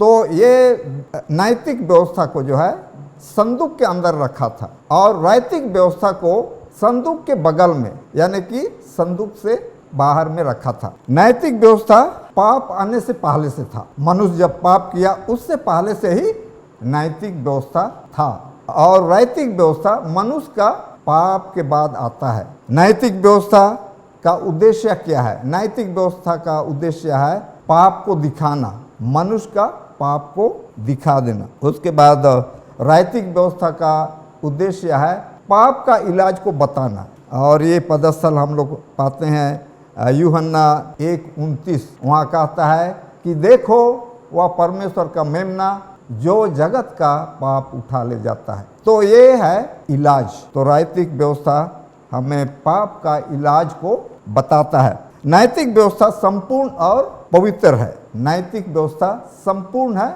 और पवित्र है।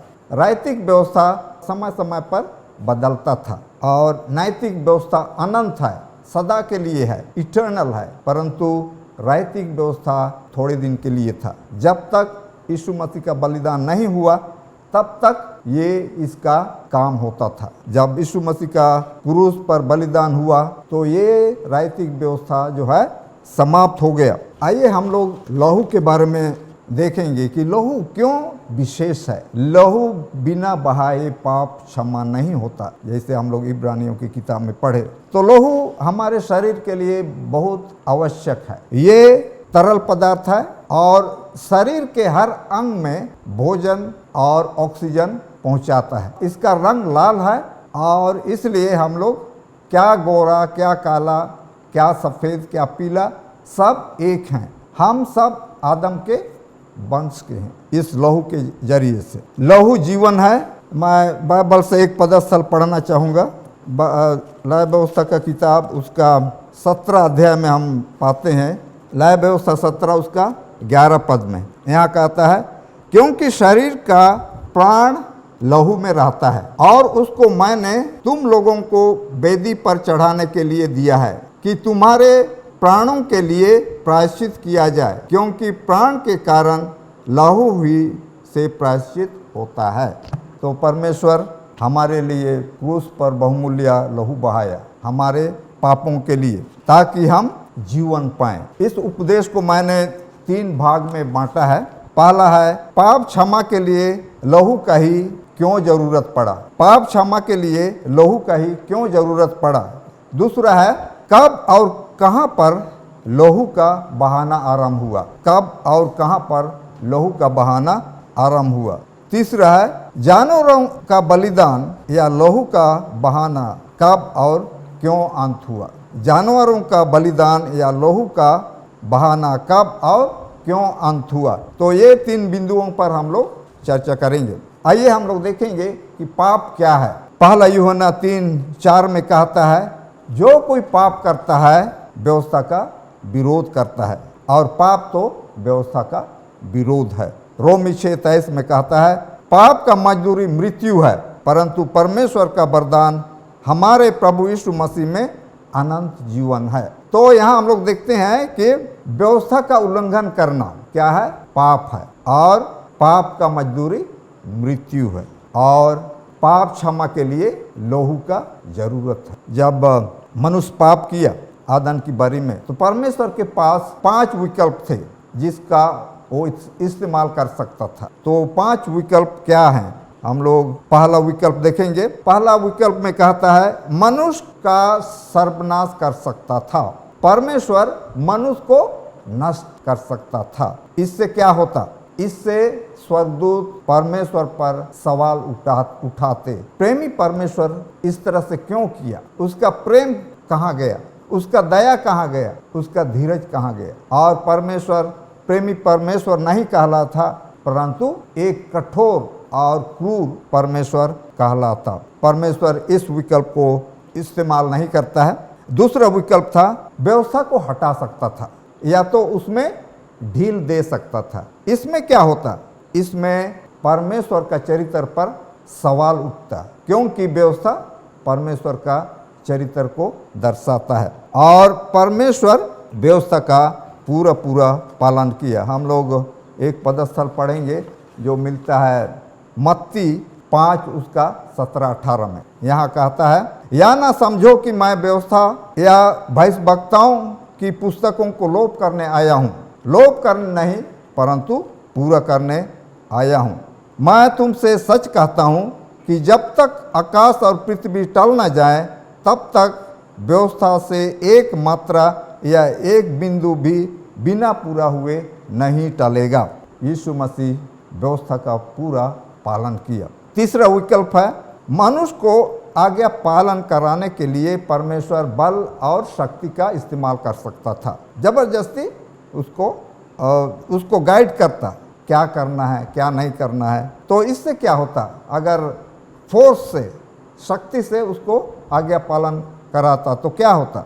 मनुष्य प्रेम से नहीं परंतु डर से आज्ञा पालन करता और परमेश्वर नहीं चाहता है कि कोई डर से उसका आज्ञा को पालन करे। तो परमेश्वर इस विकल्प का भी इस्तेमाल नहीं करता है। चौथा विकल्प था मनुष्य का चुनने की स्वतंत्रता को हटा सकता था। मनुष्य को जो निर्णय करने का जो आज़ादी मिला है उसको हटा सकता था। इससे क्या होता? इससे मनुष्य एक कठपुतला बन जाता, एक रोबोट बन जाता, एक मशीन बन जाता और उसको मशीन से कंट्रोल किया करता। तो इसमें मनुष्य जो है एक मशीन बन जाता। मनुष्य नहीं कहलाता परंतु एक मशीन कहलाता। तो परमेश्वर इस विकल्प को भी इस्तेमाल नहीं करता है पाप का समस्या को समाधान करने के लिए।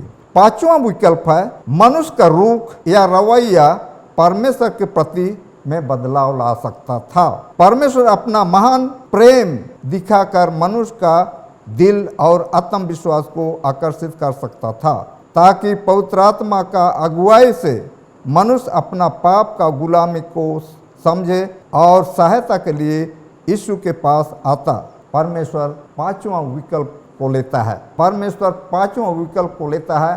मनुष्य का जो सोच विचार है परमेश्वर के प्रति, उसका जो रवैया है उसमें बदलाव लाता है। परमेश्वर अपना महान प्रेम को दिखाता है और वो क्रूस पर अपना बलिदान करता है और वहाँ पर अपना जो प्रेम है वहाँ मनुष्य को दिखाता है, मनुष्य के लिए बलिदान करता है, मनुष्य का पाप के लिए अपना लहू बहाता है और मनुष्य जो है उस पर विश्वास करके उद्धार पाता है। और यीशु मसीह इसलिए स्वर्ग से इस पृथ्वी पर आया। लूका रचित सुसमाचार 18 उसका 10 में कहता है, मनुष्य का पुत्र खोए हुओं को ढूंढने और उनका उद्धार करने आया। यीशु मसीह व्यवस्था को बिना तोड़ मरोड़ किए ही जो पाप का जो समस्या था उसका समाधान किया। कोई व्यवस्था को नहीं बदला, बिना इधर उधर किए ही पाप का समाधान किया। मनुष्य को आदम की बारी में रखा था और वहाँ पर उनको बहुत सुंदर ढंग से उनको रखा गया था। उनका भोजन था, वहाँ के जितने भी पेड़ थे उनके फल उनका भोजन था। और एक पेड़ था जिसका नाम भला बुरा ज्ञान का पेड़, उस पेड़ का फल खाने से परमेश्वर मना किया था और ये वचन दिया था, ये आज्ञा दिया था कि जिस दिन तुम इस पेड़ का फल खाओगे उसी दिन अवश्य मरोगे। हम लोग नहीं जानते हैं आदम और हवा कितने दिन तक आदम की बारी में बिना पाप थे। बाइबल में हम लोग इसका जिक्र नहीं पाते हैं, लेकिन आज्ञा को तोड़ दिए, आज्ञा को तोड़ दिए। आज्ञा को तोड़ने से क्या होता है? आदम और हवा तुरंत नहीं मरते हैं, जैसे आज्ञा मिला था, जैसे परमेश्वर कहा था वैसा नहीं होता है। तो लोग सवाल करते हैं, तो परमेश्वर तो कहा था उनको कि जिस दिन तुम फल खाओगे जिसको मना किया गया है उसी दिन तुम निश्चय मरोगे, लेकिन वो लोग नहीं मरे। क्यों? जवाब इस तरह है कि परमेश्वर आदम और हवा को शर्त पर अमरता दिया था, आज्ञा पालन करोगे तो अमर रहोगे, आज्ञा तोड़ोगे तो मर जाओगे। तो आज्ञा तोड़ने के बाद मरना तय हो गया, मनुष्य का मरना निश्चित हो गया। और यहाँ पर हम लोग परमेश्वर का अनुग्रह भी इस्तेमाल कर सकते हैं कि परमेश्वर का अनुग्रह से आदम और हवा जो उनको और विश्व अवसर दिया गया जीने के लिए, और आदम 930 वर्ष जिया। ये परमेश्वर का अनुग्रह है। लेकिन एक चीज हुआ, एक चीज मरा आदम की बारी में। हम लोग एक पदस्थल पढ़ेंगे जो मिलता है उत्पत्ति 3 उसका 21 पद में। यहाँ कहता है, और यहोवा परमेश्वर ने आदम और उनकी पत्नी के लिए चमड़े के अंगरखे बनाकर उनको पहना दिए। इस पदस्थल में स्पष्ट नहीं कह रहा है कि मेमना को किसने मारा, तो यहाँ पर कहता है कि परमेश्वर उनको चमड़े का वस्त्र दिया। तो मेमना को किसने मारा यहाँ पर स्पष्ट रूप से नहीं कहता है। तो इसलिए हम लोग पैट्रियार्क्स एंड प्रोफेट पृष्ठ 68 को पढ़ेंगे। यहाँ इस तरह से कहता है, आदम के लिए पहला बलिदान विधि करना बहुत ही दर्दनाक था। उसका हाथ एक निष्कलंक मेमना का जीवन लेने के लिए उठता है जो सिर्फ परमेश्वर ही दे सकता है। या पहली बार मृत्यु को देखता है, आदम पहली बार मृत्यु को देखता है, पहली बार लहू देखता है, पहली बार एक निष्कलंक मेमना छटपटाता हुआ लहू से लथपथ मरता है। तो वो बहुत अफसोस करता है और कहता है, अगर मैं परमेश्वर का आज्ञा को पालन किया हुआ होता तो आज ये मेमना नहीं मरता, इस पृथ्वी में कोई मनुष्य नहीं मरता। लेकिन परमेश्वर का आज्ञा तोड़ने के चलते मृत्यु आई और पूरे पृथ्वी में बदलाव आया, पूरे प्रकृति में बदलाव आया, जीव जंतु पेड़ पौधे सब में बदलाव आता है। तो इस तरह से जो है आदम की बारी में जो भी शांति का वातावरण था वो बिल्कुल बदल जाता है। पाप का नतीजा स्वर्ग में, जब स्वर्ग में स्वर्गदूत पिता परमेश्वर यीशु मसीह मनुष्य को देखता है कि पाप में गिर गया, तो मिसेस वाइट कहती है, सिस्टर वाइट कहती है पैट्रियार्क्स एंड प्रोफेट पृष्ठ 63 और 64 में, यहाँ कहती है, मनुष्य के पतन से स्वर्ग शोक से भर गया, परमेश्वर का सृष्टि किया गया सुंदर पृथ्वी पाप के कारण शापित हो गया, कष्ट और मृत्यु भर गया। दुखी होकर स्वर्गदूत गण महिमा का गीत गाना बंद कर, इतना अफसोस, इतना दुख महसूस किए स्वर्गदूत कि जो परमेश्वर का महिमा के लिए गीत गाते थे वो बंद कर दिए। हम लोग नहीं जानते हैं कितने दिन या तो कितने समय के लिए गीत गाना, महिमा का गीत गाना बंद किए, हम लोग नहीं जानते हैं। हो सकता है कुछ घंटा के लिए या तो एक दिन के लिए, लेकिन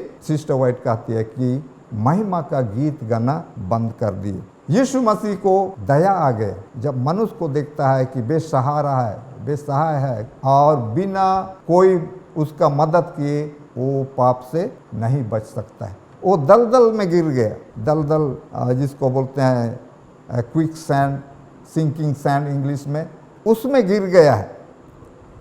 जब कोई ऐसे दलदल मिट्टी में मिल जाता है जहाँ कीचड़ होता है और वो अंदर को आदमी को ले जाता है, जितना वो कोशिश करेगा निकलने का और अंदर जाता है। तो इस तरह का स्थिति हो गया मनुष्य का पाप का दलदल में। तो जब तक कोई उसका हाथ पकड़ के नहीं उठाता है तब तक वो नहीं निकल सकता है पाप का दलदल से। तो ये देख करके यीशु मसीह बहुत उसको दया आ गया और स्वर्गदूत भी देख करके बहुत दुख हुए कि यीशु मसीह को अब जाना पड़ेगा। उनका जो कप्तान है, अगुआ है, लीडर है, उसको इस पृथ्वी में जाना पड़ेगा और मनुष्य के लिए बलिदान होना पड़ेगा। मनुष्य के प्रति उसको दुख सहना पड़ेगा, उसको बेइज्जती सहना पड़ेगा, उसको लोग नहीं स्वीकार करेंगे और उसको चाबुक से मारेंगे, लात मारेंगे, उसके ऊपर थूकेंगे, तरह तरह का बेइज्जती करेंगे। इसको स्वर्गदूत देख करके कहने लगे, रिक्वेस्ट करने लगे, अनुरोध करने लगे यीशु मसीह से कि हम लोग में से कोई एक जाएगा, स्वर्गदूतों में से कोई एक जाएगा और मनुष्य का उद्धार के लिए बलिदान होगा। लेकिन यीशु मसीह कहता है तुम लोगों का बलिदान से मनुष्य का उद्धार नहीं हो सकता, क्योंकि तुम लोग सृष्टि किए गए हो और तुम लोग इस काम में असफल होगे, इसलिए उनको अनुमति नहीं देता।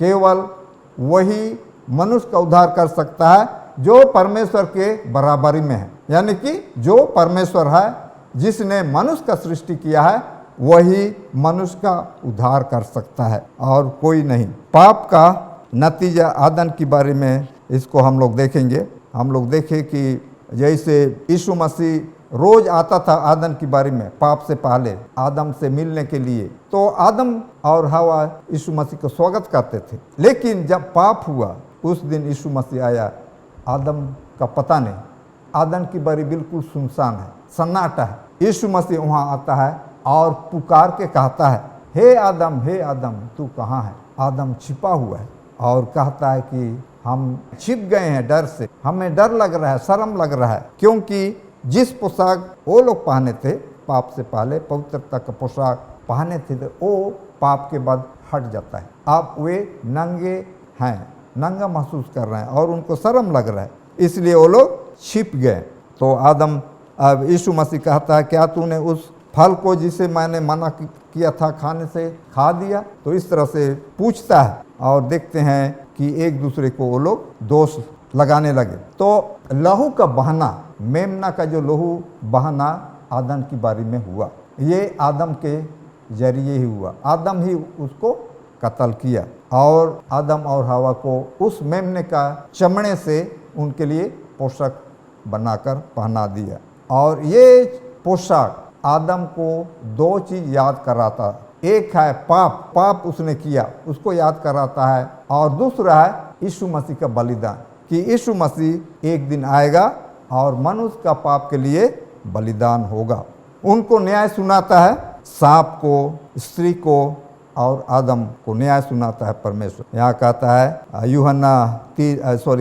उत्पत्ति 3:15 में कहता है, और मैं तेरे और इस स्त्री के बीच में और तेरे वंश और इसके वंश के बीच में बैर उत्पन्न करूँगा, वह तेरे सिर को कुचल डालेगा और तू उसकी एड़ी को डसेगा। ये वचन, ये भविष्यवाणी है, यीशु मसीह का आने का भविष्यवाणी है। यीशु मसीह एक दिन आएगा और शैतान का सिर को कुचलेगा। स्त्री का वंश यीशु मसीह है और सांप का वंश शैतान के लोग। तो ये सिर कुचलना और एड़ी को डसना, कौन सा ज़्यादा खतरा है, कौन सा ज़्यादा खतरनाक है? एड़ी को डसना हो तो उसमें ज़्यादा खतरा नहीं है, लेकिन सिर को कुचल देना उसमें जो है खतरा है, वो मर जाएगा। तो ये यीशु मसीह सांप का या तो शैतान का सिर को कब कुचलेगा?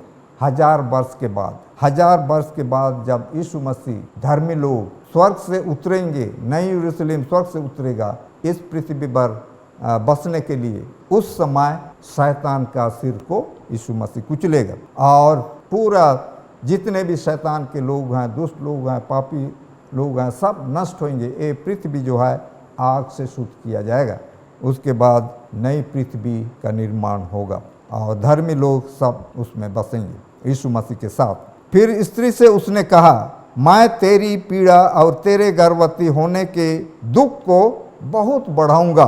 तू पीड़ित होकर बालक उत्पन्न करेगी और तेरी लालसा तेरे पति की ओर होगी और वह तुझ पर प्रभुता करेगा। जब स्त्री बच्चा जनेगी तो बहुत दर्द होगा, बहुत मुश्किल होगा। ये चीज़ हम लोग अभी देख रहे हैं, ये पाप का नतीजा है। आदम को क्या न्याय देता है? और आदम से उसने कहा, तूने अपनी पत्नी की बात सुनी और जिस वृक्ष के फल के विषय में मैंने आज्ञा दी थी तू उसे ना खाना, उसको तूने खाया, इसलिए भूमि तेरे कारण श्रापित है। तू उसकी उपज जीवन भर दुख के साथ खाया करेगा और वह तेरे लिए कांटे और ऊंट कटारे उगाएगी और तू खेत की उपज खाएगा और अपने माथे के पसीने की रोटी खाया करेगा। और अंत में मिट्टी में मिल जाएगा। तो ये आदम के लिए न्याय सुनाता है, आदम की बटिका से निकाल जाना। आदम और हवा को आदम की बटिका से निकाल देता है परमेश्वर। एक कारण बताता है उनको आदम की बारी से निकालने का, वो है जीवन का पेड़, क्योंकि जीवन का पेड़ आदम की बारी में था और आदम और हवा उस पेड़ का फल खाते थे पाप से पहले, लेकिन जब पाप किए तो उसको खा नहीं सकते। अगर खाते तो वो लोग जीवन भर पाप में ही रहते, पाप का गुलाम में ही रहते। इसलिए उनको जो है आदम की बारी से बाहर निकाल दिया और स्वर्गदूतों को वहाँ पहरा करने के लिए रख दिया, ताकि आदम और हवा फिर से वहाँ ना आए और फल खा दे। इसके लिए सुरक्षा रखने के लिए स्वर्गदूत आदम का बारी को पहरा किए। पापों का बलिदान के लिए यीशु मसीह को 4 कदम से होकर गुजरना। यीशु मसीह को पाप का बलिदान करने से पहले 4 कदम से होकर गुजरना पड़ा। पहला कदम है वह स्वर्ग छोड़ करके इस पृथ्वी पर आया। स्वर्ग में जो महिमा था उसको छोड़ करके इस पृथ्वी पर आता है। उसका जो महिमा का पोशाक था वो उसको वहीं छोड़ दिया और इस पृथ्वी में आया, मनुष्य का रूप धारण करके आया। दूसरा है मनुष्य का रूप धारण किया। गलातियों 4 उसका 4 पद में हम लोग पाते हैं, यहाँ इस तरह से कहता है, परंतु जब समय पूरा हुआ तो परमेश्वर ने अपना पुत्र को भेजा जो स्त्री से जन्मा और व्यवस्था के अधीन उत्पन्न हुआ। तो मनुष्य का रूप धारण किया और हमारे बीच में रहा, हमारे तरह दुख तकलीफ भूख प्यास सहा हमारे तरह। क्योंकि अगर इससे नहीं गुजरता तो शैतान कहता ये तो परमेश्वर का रूप में ही, परमेश्वर का शक्ति से ही आ गया, या तो इसको दुख तकलीफ का पता नहीं हुआ। तो ये एक्सपीरियंस करने के लिए, दुख तकलीफ सहने के लिए, कैसे मनुष्य दुख तकलीफ सहता है, कैसे भूख प्यास सहता है, उसको अनुभव करना है यीशु मसीह को भी। तब वो जानेगा कि मनुष्य का स्थिति कैसा होता है। तो इसलिए मनुष्य बना ताकि ये सारी चीज़ें अनुभव कर सके। और हम लोग पाते हैं कि शैतान दावा किया था, चैलेंज किया था कि मनुष्य परमेश्वर का आज्ञा को नहीं पालन कर सकता है। यीशु मसीह ये करके दिखा दिया कि मनुष्य परमेश्वर का आज्ञा को परमेश्वर पर निर्भर करके पालन कर सकता है। वो मनुष्य अपना शक्ति से नहीं बल्कि परमेश्वर का शक्ति से मनुष्य का आज्ञा को पालन कर सकता है। जब यीशु मसीह को परीक्षा आई, 3 बड़े बड़े परीक्षाएं आई, लेकिन यीशु मसीह उससे विजय प्राप्त किया। वो कैसे? पवित्र शास्त्र का वचन से, पवित्र वचन से उसको सामना किया। जब भी उसको परीक्षा आई, शैतान कहता अगर तुम परमेश्वर का पुत्र है तो ये पत्थर को कह दे कि रोटी बन जाए और तुम खा लो, क्यों भूखे हो। लेकिन यीशु मसीह क्या जवाब देता है? लिखा है कि मनुष्य केवल रोटी से नहीं परंतु जो वचन है, परमेश्वर के मुख से जो वचन है, वचन निकलता है उससे जीवित रहता है। तो यीशु मसीह मनुष्य का रूप धारण किया और मनुष्य के जैसा जीवन बिताया, हर प्रकार का दुख सहा, बेइज्जती सहा, भूख प्यास सहा और कोई पाप नहीं किया। हम लोग बाइबल में पाते हैं, इब्रियों की किताब, इब्रानियों की किताब उसका 4:15 में हम लोग पाते हैं कि वो हर तरह से उसका परीक्षा किया गया, परखा गया, लेकिन वो निष्पाप रहा। तो व्यवस्था निष्कलंक लहू चाहिए था, निष्कलंक बलिदान चाहिए था और इसलिए भी यीशु मसीह को ये जो व्यवस्था का जो मांग है, निष्कलंक बलिदान, निष्कलंक लहू, उसको पूरा करना था। और दूसरे मनुष्य यीशु मसीह के अलावे कोई भी नहीं कर सकता था। यीशु मसीह पिता परमेश्वर का सब आज्ञा को पालन किया। आइए हम लोग देखेंगे दूसरा बिंदु पर, जानवरों का बलिदान कब और क्यों बंद हो गया। जानवरों का बलिदान कब और क्यों बंद हो गया। इब्रानियों की किताब उसका 10 और 4 में कहता है, क्योंकि अनहोना है कि बैलों और बकरों का लहू पापों को दूर करे। जानवरों का लहू कुछ समय के लिए था। जानवरों का लहू से पाप क्षमा नहीं होता। ये अनहोना है कि बैल और बकरों का लहू पाप क्षमा करे। लेकिन आदम से लेकर के क्रूस तक जानवर का ही लहू पर विश्वास करके वो लोग पाप क्षमा पाते थे, और ये जानवर यीशु मसीह का प्रतीक था।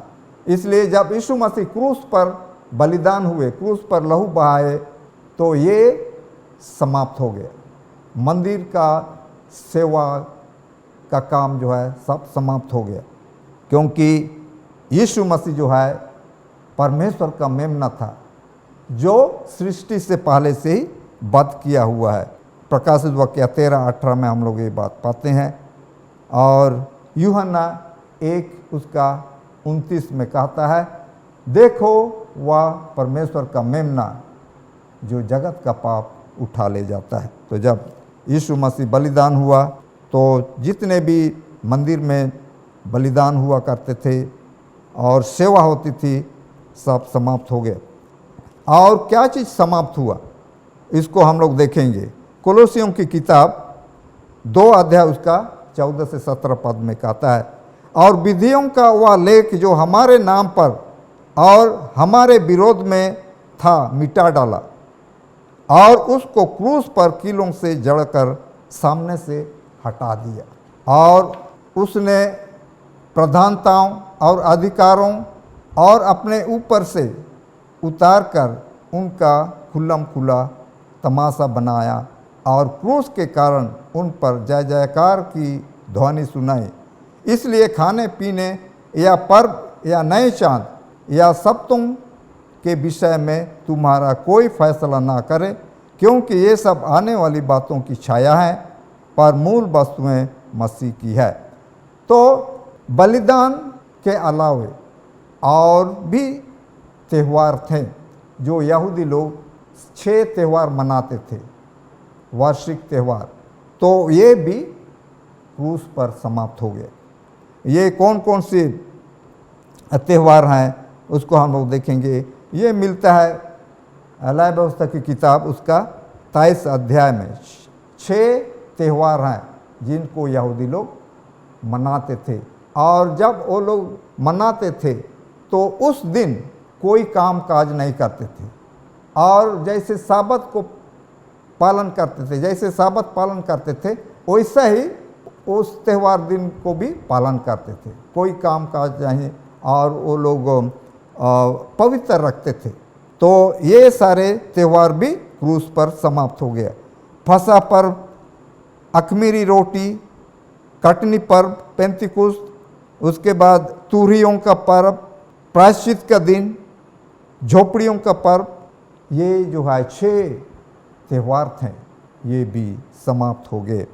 और कहता है सब्तों, सब्तों यहाँ साबत नहीं लेकिन सब्तों, ये वीकली साप्ताहिक साबत नहीं, ये जो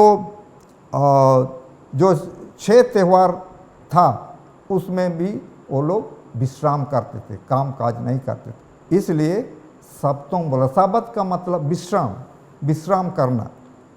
तो ये जो त्यौहार मनाते थे उस समय भी वो लोग विश्राम करते थे, इसलिए कहता है सब्तों, साबत नहीं सब्तों। और ये त्यौहार जो था पाप के बाद आया है, यहूदियों का बनाया वाला त्यौहार सब था, और ये पाप के बाद आया है। लेकिन साबत जो परमेश्वर का बनाया गया साबत है, वो पाप से पहले था, इसलिए ये त्योहारों के अंदर नहीं आएगा, छाया में नहीं आएगा, क्योंकि वो 10 आज्ञा में भी है।